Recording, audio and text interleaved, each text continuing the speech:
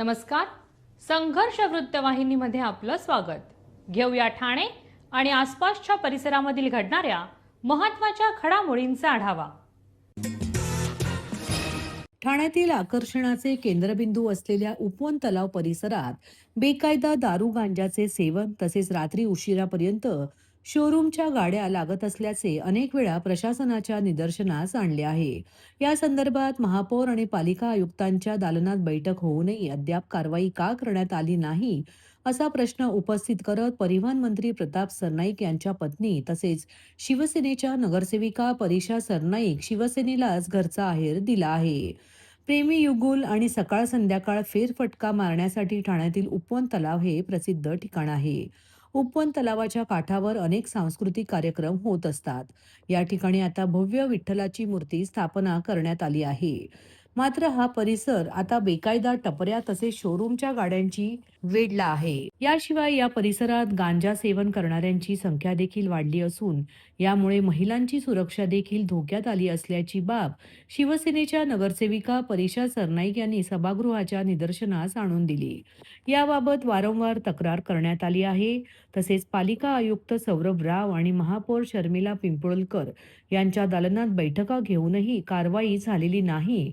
कारवाई का होत नाही आणि कधी होणार असा प्रश्न उपस्थित करत कारवाई करणार नसाल तर विठ्ठल मूर्ती दुसरीकडे स्थलांतरित करा अशी हतबलता त्यांनी व्यक्त केली.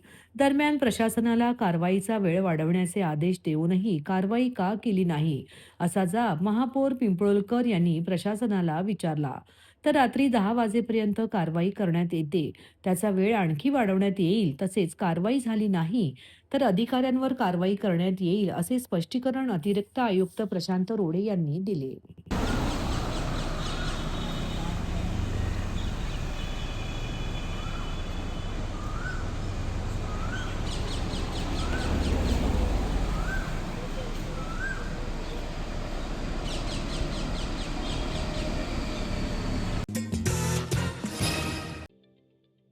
ठाणे महानगरपालिकेचे मालमत्ता कर म्हणजेच प्रॉपर्टी टॅक्स भरण्याचे आवाहन. सन 2022-23 या आर्थिक वर्षाचे मालमत्ता कराचे म्हणजेच प्रॉपर्टी टॅक्सचे बिल ठाणेकर करदात्यांना महापालिकेमार्फत आर्थिक वर्षाच्या सुरुवातीस म्हणजेच माहे एप्रिल 2022 मध्ये देण्यात आलेले आहे. तथापि अद्यापही काही करदात्यांनी मालमत्ता कर महापालिकेकडे जमा केलेला नाही. सध्या आर्थिक वर्षाचा अंतिम टप्पा सुरू झाला आहे.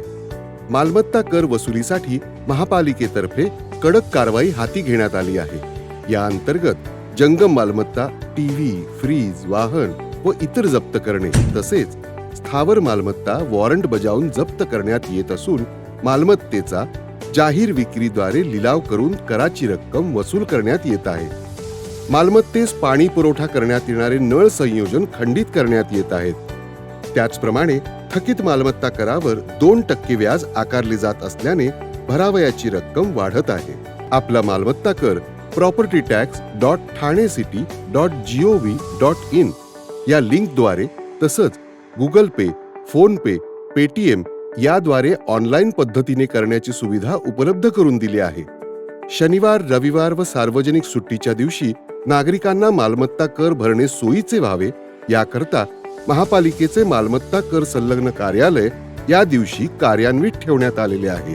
तरी मालमत्ता कर वसुलीची अप्रिय कारवाई टाळण्याच्या दृष्टिकोनातून मालमत्ता कर भरून महापालिकेस सहकार्य करावे. धन्यवाद. ठाणे पूर्व द्रुतगती मार्गावरील गुरुद्वारा कटच्या पुढे कोपरी पुलाजवळ गुरुवारी सकाळी एक सिमेंट मिक्सर बंद पडला. यामुळे संपूर्ण वाहतूक एकाच मार्गिकेवरून वळवण्यात आल्याने ठाणे ते मुंबई या मुख्य वाहिनीवर मोठी वाहतूक कोंडी निर्माण झाली. घोडबंदरच्या मानपाड्यापर्यंत वाहनांच्या रांगा लागल्या होत्या. या कोंडीचा फटका सकाळी कामावर निघालेल्या प्रवाशांना बसला. ठाणे पूर्व द्रुतगती मार्गावर दिवसभर वाहनांची मोठी वर्दळ असते.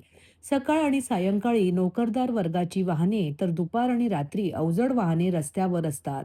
या मार्गावरील गुरुद्वारा कटच्या पुढे कोपरी पुलाजवळ गुरुवारी सकाळी एक सिमेंट मिक्सर बंद पडला. बंद पडलेल्या मिक्सर हटवण्याचे काम वाहतूक पोलिसांकडून सुरू असले तरी हे काम पूर्ण होण्यासाठी बराच वेळ लागणार असल्याची माहिती मिळत आहे. परिणामी कोपरी पूल ते कापूरबावडी आणि कापूरबावडी ते मानपाडा मार्गापर्यंत वाहनांच्या लांबच लांब रांगा लागल्या आहेत.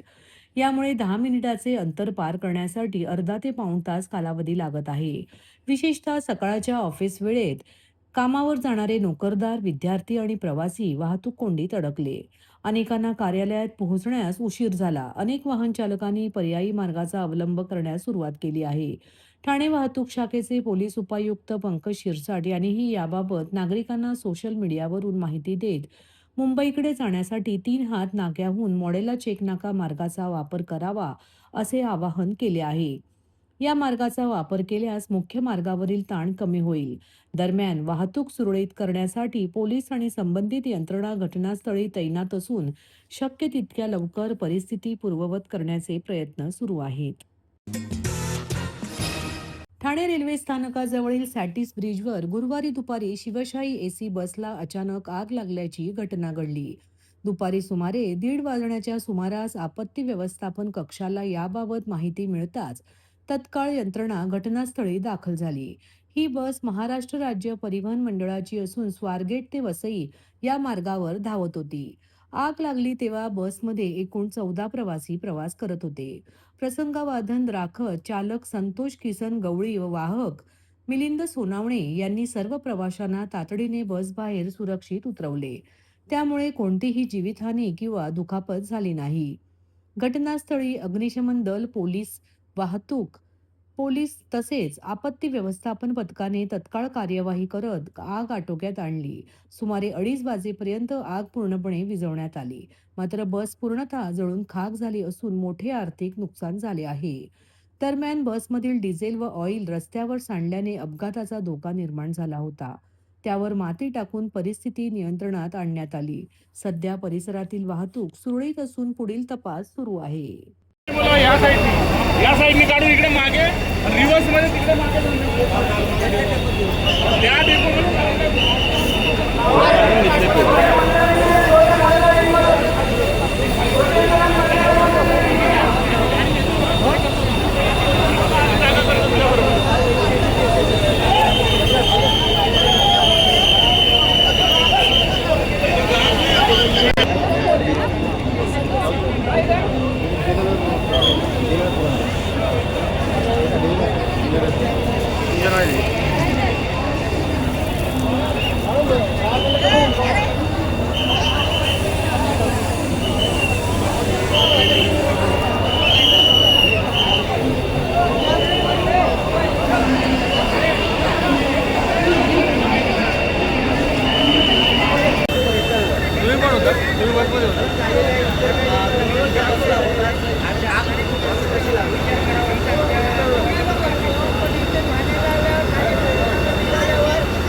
पकड हे पकड थम थम थम काही महत्त्वाच्या वस्तू आहेत त्या आता प्रवासी जे आहेत ते यातून काढून घेताना आपल्याला पाहायला मिळत आहे.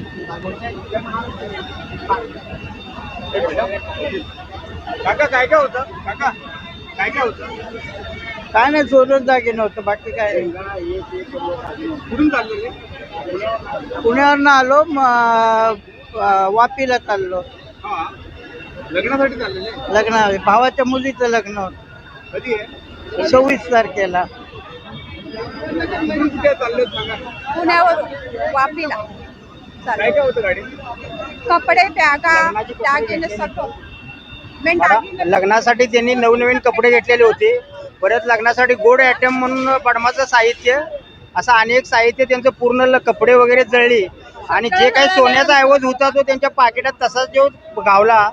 पण ज्यांचं नवीन कपडे लग्नाची घेतलेली आणि जे काही साहित्य लग्नासाठी गोडधोड बनवले ते पूर्ण जळून गेलं. शासनाने खरंच ह्या कुटुंबाचा विचार करावा आणि एस टीनं प्रवास करणाऱ्या व्यक्तीला जे काही शासनाकडून काय हे असेल ते मिळावं एवढीच आमची प्रवाशाकडून अपेक्षा आहे. 7,000 रुपये होते, साड्या होत्या, 10-15 साड्या होत्या लग्नाच्या आणि बाकीचं सगळं किरकोळ सामान होतं ते पण जळलं. 4 बॅगी होत्या, एक खाकदर. पुण्यावरून आलोय, वसईला चाललोय, वसईला चाललोय, पण आमची भरपाई करून द्यायला पाहिजे.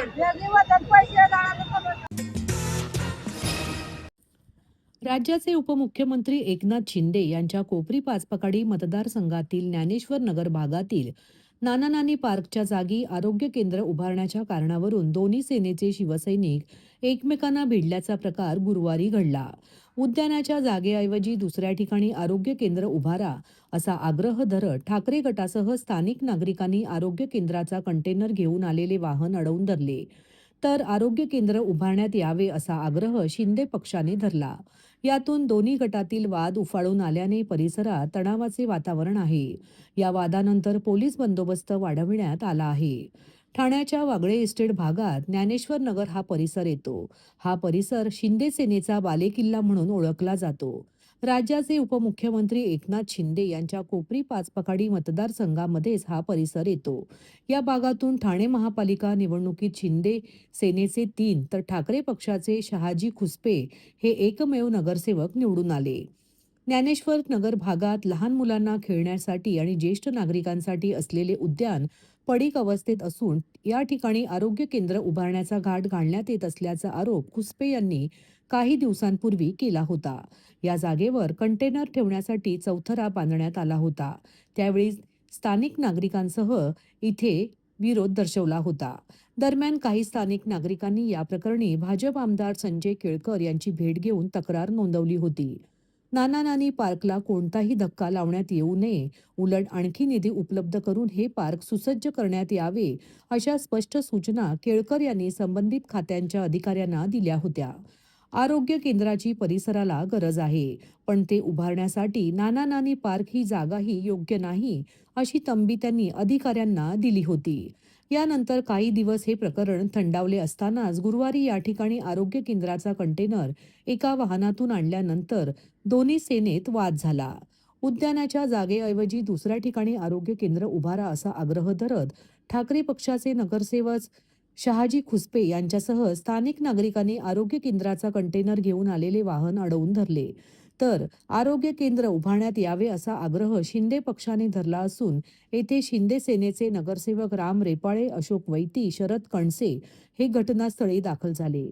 तसेच शिवसेना उद्धव बाळासाहेब ठाकरे गटाचे माजी नगरसेवक संजय दळवी व इतर पदाधिकारी यावेळी उपस्थित होते. दोन्ही सेनेत आरोग्य केंद्र उभारणीवरून वाद उफाळून आला आणि त्यांचे रूपांतर हाणामारीत झाले. यात पुरुषांबरोबर महिलाही आघाडीवर होत्या. तसेच शिंदे पक्षाच्या महिला स्थानिक नसून त्या दुसऱ्या भागातील असल्याचा आरोपही ठाकरे पक्षाकडून करण्यात येत होता. यामुळे परिसरात तणावाचे वातावरण निर्माण झाले असून या वादानंतर पोलीस बंदोबस्त वाढवला आहे. ठाणे महानगरपालिकेमध्ये एक आता एक निवडणुकीचा नगरसेवक निवडून आलेला आहे आणि नव्याची नवी नवराई आहे. हा जो आरोग्य केंद्र आहे हे प्रशासकीय राजवट असताना कमिशनर साहेबांकडे आमचे ठाण्याचे खासदार आदरणीय नरेशजी मस्के साहेब यांनी केंद्रातल्या निधीतून हा मंजूर करून घेतलेला आहे. पहिली ह्या गोष्टीची त्यांना कल्पना नाही आहे. त्यांना आता येऊन 2-3 महिने पण झालेले नाही आणि अजून कुठलाही बजेट मंजूर झालेलं नाही. कुठल्या एका फाईलवर बजेट पडलेलं नाही. त्याच्यामुळे त्यांच्या प्रपोजलचा विषय येतच नाही. आणि राहिला विषय शौचालय आणि याचा तर तुम्ही झाल्यानंतर तुम्हाला कळेल की खरोखर कसं चांगलं लोकांसाठी किती उत्तम असं आरोग्य केंद्र उभारलं गेलेलं आहे. आणि आम्ही आदरणीय एकनाथ शिंदे साहेबांच्या नेतृत्वाखाली लोकांना अजून असं काम करत असतो. त्याच्यामुळे हजारो नागरिक त्यांना आरोग्य सेवा इथे उपलब्ध होणार आहे. परंतु काही लोकांनी महिलांना चुकीचं भडकवून इथे आणून जे आरोग्य केंद्र आले ते गाडी पळण्याचा प्रयत्न केला, कायदा हातात घेण्याचा त्यांनी प्रयत्न केलेला आहे. खरं पाहिलं तर वास्तविक त्यांच्यावर कारवाई व्हायला पाहिजे. परंतु चोराच्या उलट्या बोंबा या याच्यातून बघा आमचे तिच्या जोरावरती यांनी आता महिला पत्रकार तुम्हा पत्रकार बांधवांवरती पण त्यांची हात टाकायची हिंमत केलेली आहे. तुमच्या पत्रकार महिला भगिनीवरती त्यांनी हात टाकलेले. आता ते पत्रकार माझ्या माहितीप्रमाणे गुन्हा दाखल करायला गेलेले आहेत. म्हणजे जर यांची एवढी हिंमत होते कशी की स्थानिक महिला स्थानिक लोकांना विश्वासात न घेता जबरदस्ती 13 वर्षापासूनचं असलेलं गार्डन ताकदीच्या जोरावरती आरोग्य केंद्र करायला घेतलेलं आहे. बल्कि आरोग्य केंद्राला त्याच्यापेक्षा मेन रस्त्यालगत जागा असताना त्यांना त्या घाणीतच आरोग्य केंद्र कशासाठी करायचं हे विरोध करण्यासाठीच फक्त ही गोष्ट चालली नाहीये. या कामासंदर्भात त्यांच्याकडे कुठल्याही पद्धतीची वर्क ऑर्डर नाहीये, काही नाहीये. कोणतीही परमिशन नाहीये. हे फक्त आणि फक्त ताकदीच्या जोरावरती हा प्रोजेक्ट, ह्या आरोग्य केंद्र रेटलं जातं. हा विरोध आम्ही ताकदीने करणार. लहान मुलांसाठी खेळण्यासाठी एकमेव जागा आहे, ती सुद्धा तुम्ही आरोग्य केंद्र खोलून घाणीच्या साम्राज्यात घालणार असाल. आरोग्य केंद्राला दुसरी जागा असताना तर नक्कीच आम्ही ताकदीने विरोध करूया. मुख्य रस्ता, हा जो मुख्य रस्ता आहे, आतमध्ये 10 कंटेनर उभे राहिले एवढी मुख्य रस्त्यालगत जागा आहे आरोग्य केंद्राला. आता किती मंजूर केलेला आहे काय यांच्याकडे आता दाखवण्यासाठी आम्ही मागितलं तर काहीच नाहीये. जर यांच्याकडे परमिशन होती मग 4 तास कंटेनर येऊन उभे का राहिलेत? एकही कागद यांच्याकडे दाखवण्यासाठी नाहीये. त्या जागे कामाची वर्क ऑर्डर नाहीये, काही नाहीये. फक्त आणि फक्त ताकदीच्या जोरावरती हा प्रोजेक्ट. माझ्याकडे 3,500 लोकांचे सही आहेत. पूर्ण ज्ञानेश्वर नगरची ही भूमिका आहे. ज्ञानेश्वर नगर मध्ये एकही गार्डन 10 बाय 10 ची मोकळी जागा नाहीये.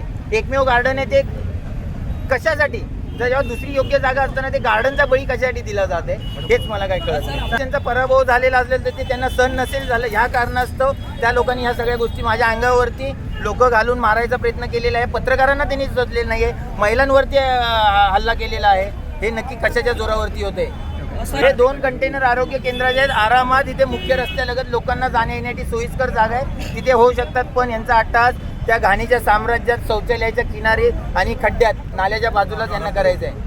आरोग्य केंद्रासाठी चाललेलं आहे. आरोग्य केंद्राचा प्रस्ताव मंजूर केलेला आहे आणि आरोग्य केंद्र सुरू होणार आहे. इथे 25,000 स्लममधल्या लोकांना याचा उपयोग होणार आहे. मी धक्काबुक्कीच्या जवळ नव्हतो, आजूबाजूला कुठे काय आलं मी जाऊन आजूबाजूला नव्हतो, तिथे मी बाजूला होतो, त्यामुळे मी काही बघितलं नाही. ते करत्याकडून गैरवर्तणूक होऊ नये याची आम्ही पूर्ण दक्षता घेतलेली आहे आणि आम्ही कायद्याचं पालन करणारे लोक आहोत. त्यांचं म्हणणं आता मी कसं करू? मी लोकप्रतिनिधी म्हणून तुमच्याशी बोलतोय की या ठिकाणी पूर्वी पण विरोधकांनी सांगितलं होतं, या ठिकाणी गर्दुल्ले बसतात, अंमली पदार्थाचं सेवन करणारी लोक बसतात, महिलांची छेडछाड होते, तिथे स्वच्छता नाही आहे. आणि मग याच्यावर मी मधला मार्ग काढला आणि त्या ठिकाणी आरोग्य केंद्राची प्रोव्हिजन केलेली आहे, जे लोकांच्या आरोग्यासाठी उत्तम असणार आहे. शौचालय नाही, आपली माहिती चुकीची आहे. तिथे त्यांचं काही म्हणणे मला माहीत नाही, परंतु तिथे सुलभ शौचालय नाही हे मी तुम्हाला ठामपणे सांगतो.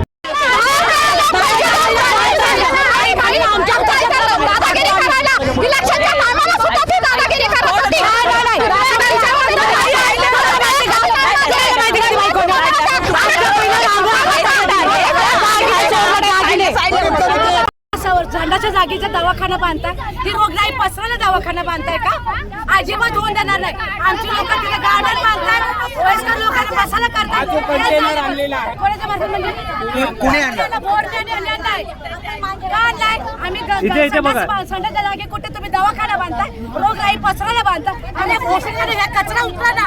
इथे जर कचरा पसरलाय, समोर हॉस्पिटल आहे, 2 हॉस्पिटल आहे, त्याच्यासमोर रोगराई होते, जिलेवरा होतात, त्यांचा कचरा उचला. तिथे रोगराई वाढली तर उचला ना कचरा. तर हे होतं संघर्ष वृत्तवाहिनीचं आजचं बातमीपत्र. उद्या पुन्हा भेटू याच वेळी याच ठिकाणी ताज्या घडामोडींसह. तोपर्यंत नमस्कार.